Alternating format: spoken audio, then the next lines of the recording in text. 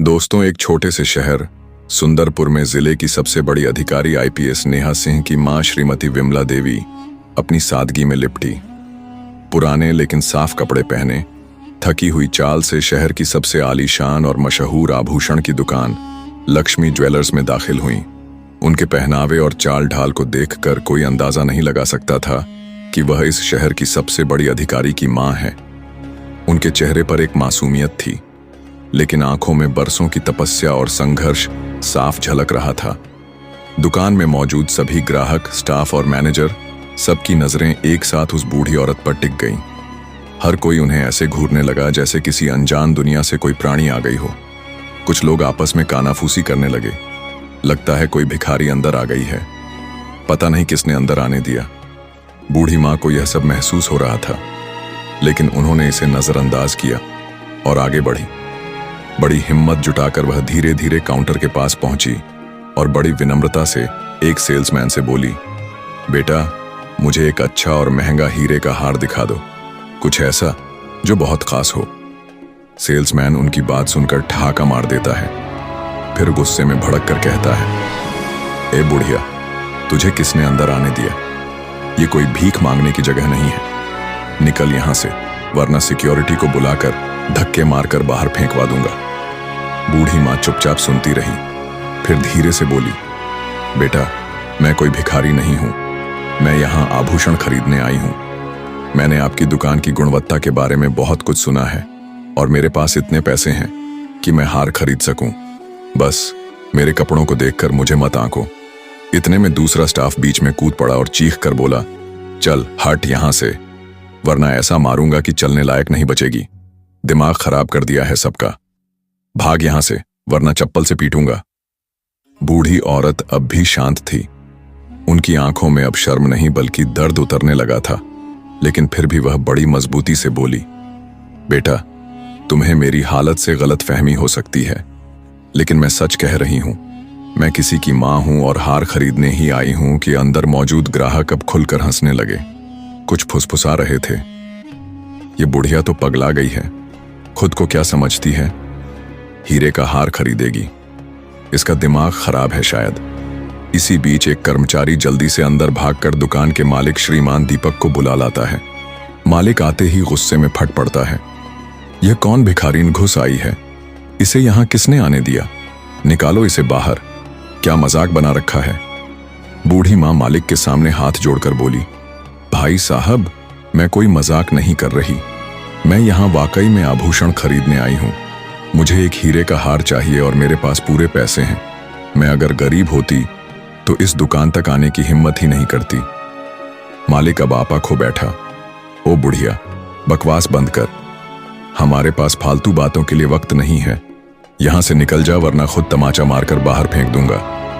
इतना कहकर वह वाकई एक जोरदार थप्पड़ उस बूढ़ी औरत के गाल पर जड़ देता है। आसपास खड़े लोग सन्न रह जाते हैं। तभी दो सिक्योरिटी गार्ड आते हैं और उन्हें बेरहमी से खींचते हुए दुकान से बाहर निकाल देते हैं। पूरे दुकान में यह शर्मनाक दृश्य वहां लगे सीसीटीवी कैमरे में रिकॉर्ड हो रहा होता है, पर किसी को अंदाजा नहीं था कि यह वीडियो उनके भविष्य का सबसे बड़ा पछतावा बन जाएगा। बूढ़ी मां गली में अकेली बैठी रोती रहती हैं। उनके आंसू रुकने का नाम नहीं ले रहे। वह फूट फूट कर रोते हुए घर लौटती हैं। मन ही मन बुदबुदाती हैं, मैंने अपनी बेटी को भीख मांग मांग कर पढ़ाया, पेट काट काट कर उसे कलेक्टर बनाया। अगर उसे पता चला कि उसकी मां के साथ ऐसी बेइज्जती हुई, पता नहीं उसके दिल पर क्या बीतेगी।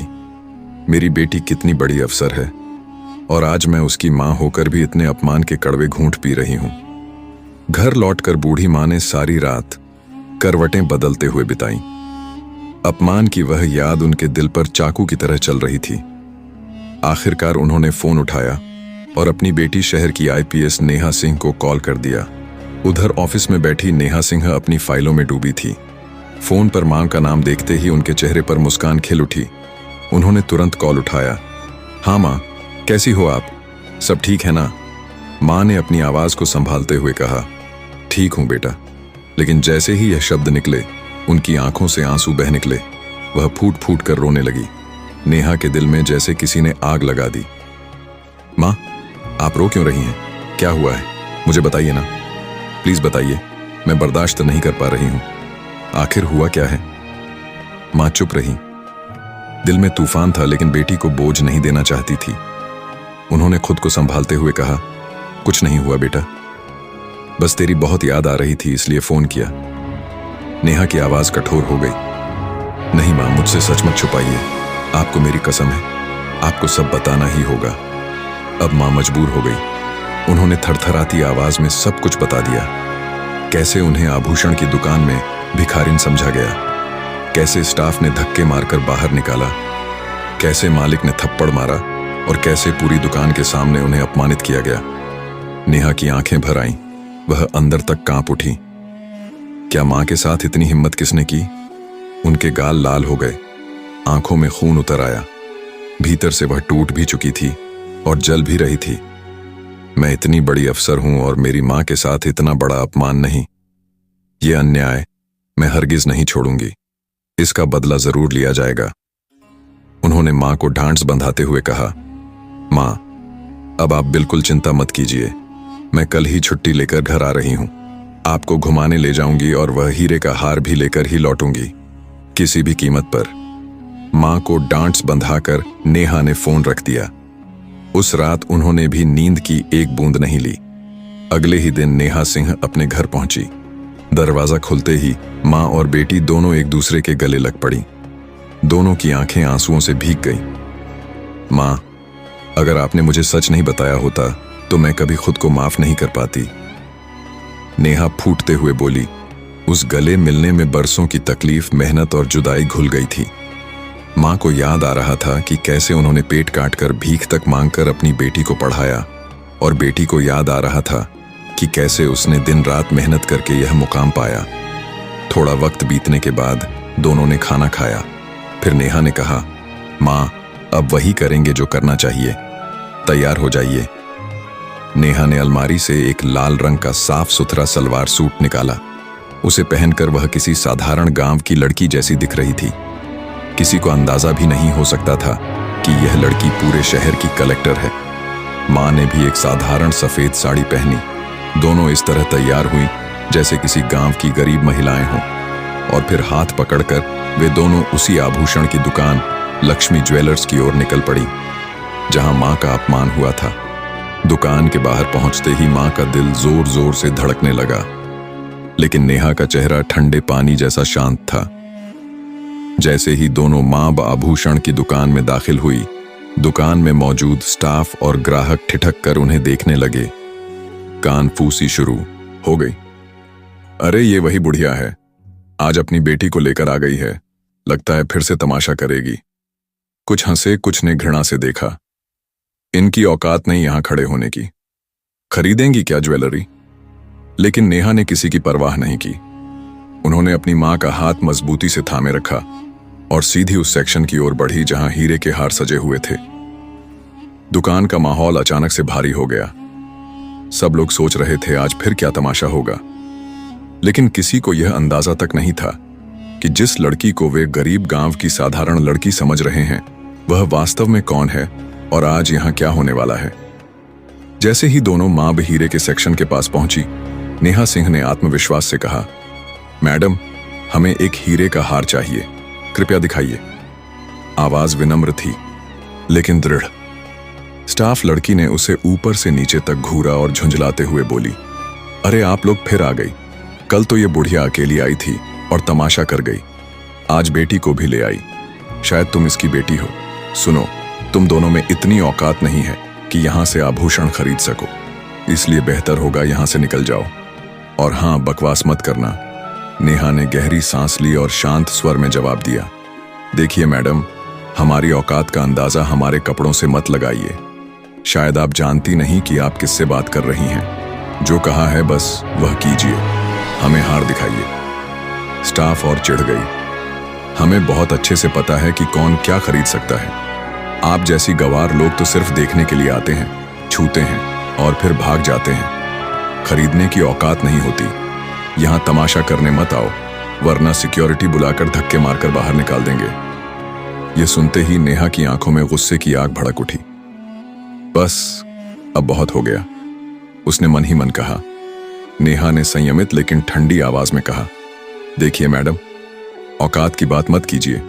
हमारी औकात इतनी है कि हम चाहे तो आपका पूरा आभूषण की दुकान खरीद लें। इसलिए बकवास बंद कीजिए और हमें आभूषण दिखाइए। इतने में दुकान के अंदर से वही मालिक श्रीमान दीपक बाहर आया। कौन इतनी देर से बकवास कर रहा है? उसकी नजर जैसे ही बूढ़ी मां पर पड़ी, वह तिलमिला उठा। अरे ये वही बुढ़िया है ना जिसे कल धक्के मारकर निकाला था और आज फिर आ गई। और ये कौन है इसके साथ? शायद इसकी बेटी है। लगता है मां दोनों ही गंवार हैं। तुम लोगों की औकात नहीं है यहां खड़े होने की।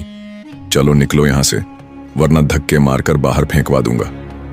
बस ये सुनते ही नेहा का धैर्य टूट गया। उसकी आंखों में खून उतर आया। बस बहुत हो गया।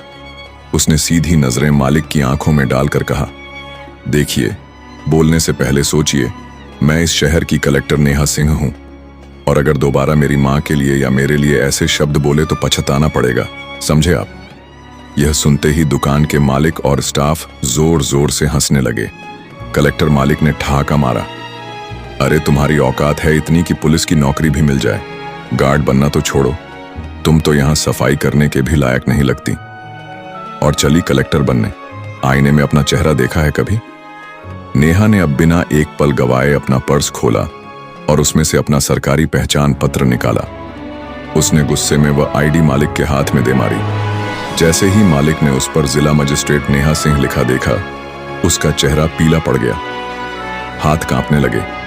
तुरंत दोनों हाथ जोड़कर बोला, माफ कीजिए मैडम, हमें बिल्कुल अंदाजा नहीं था कि आप हमारी कलेक्टर मैडम हैं। हम तो समझे आप कोई गांव की साधारण लड़की होंगी जो फालतू का समय खराब करने आई हैं। आप जो चाहें हम तुरंत दिखाते हैं, प्लीज नाराज मत होइए। लेकिन नेहा का गुस्सा अब शांत नहीं हो रहा था। ज्वेलरी? मुझे अभी कोई ज्वेलरी नहीं चाहिए। उसकी आवाज गूंज उठी। पहले यह बताइए, किस हक से आपने मेरी मां को थप्पड़ मारा?